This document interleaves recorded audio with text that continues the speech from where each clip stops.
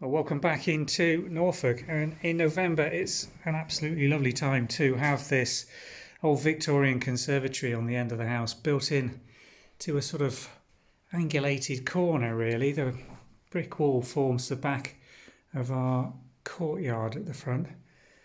We've had a variety of plants in here over the summer. This cressula money plant has been growing here in this corner now for about, I think it went in 10 years when we first moved into this farmhouse, and it's done fantastically, even overwintering in this position.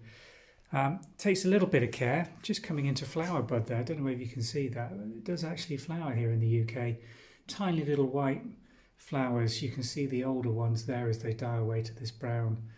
Not particularly spectacular, but it's a nice thing. I'm a bit superstitious about this money plant, always wanting to keep it going nicely. The geraniums have all come in from where they've been in summer bedding arrangements now. The white ones we had round the back of the barn have all been repotted, and doing that does reinvigorate them, brings them back into flower.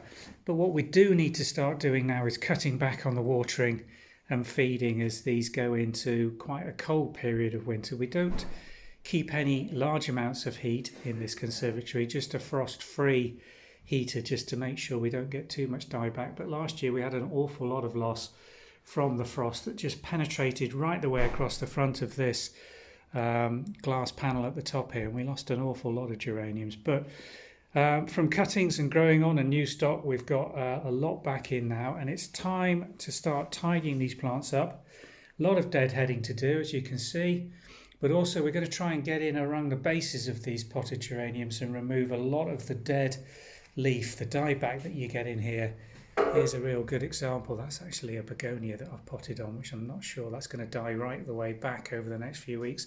But you see the brown leaves on the geraniums. We need to remove all of those, because if they get moist and wet, they do get an awful lot of powdery mildew. So part of the job we've got on here this afternoon is to remove all this, and you can see here, classic example of that rotten mildewy spore infested leaf. They all need taking off and taking out of here and burning. Don't try and compost these, you're just introducing disease into your compost heap. So these will all be burnt. But by keeping the compost on the dry side over the winter period, you give these the maximum chance of overwintering, even in an unheated conservatory. And some of these are in very large pots that aren't getting too much light over the winter months, but we will keep those going just by keeping them on the dry side and then starting them back into growth again to get this fantastic display of colour that we have here every year from these pelargoniums, or as I always call them traditionally, because I've always grown up knowing them as geraniums. I know that's not the official term, but I'm stuck with it, I'm afraid. Well, we've finished our tidy up session in here. Always looks slightly less colourful than it did when you came in, which is a little bit disappointing, isn't it? But then we have taken an awful lot of the deadheads off as well.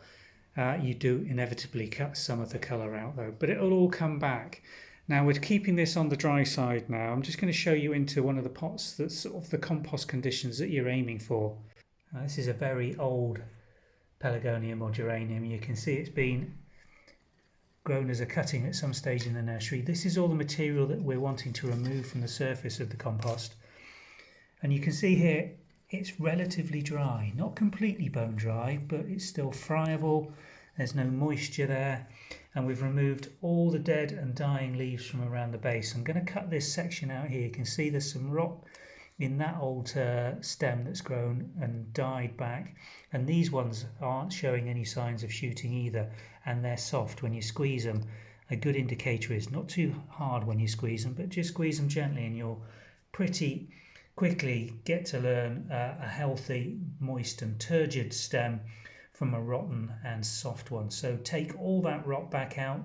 Don't cut back too hard at this time of year.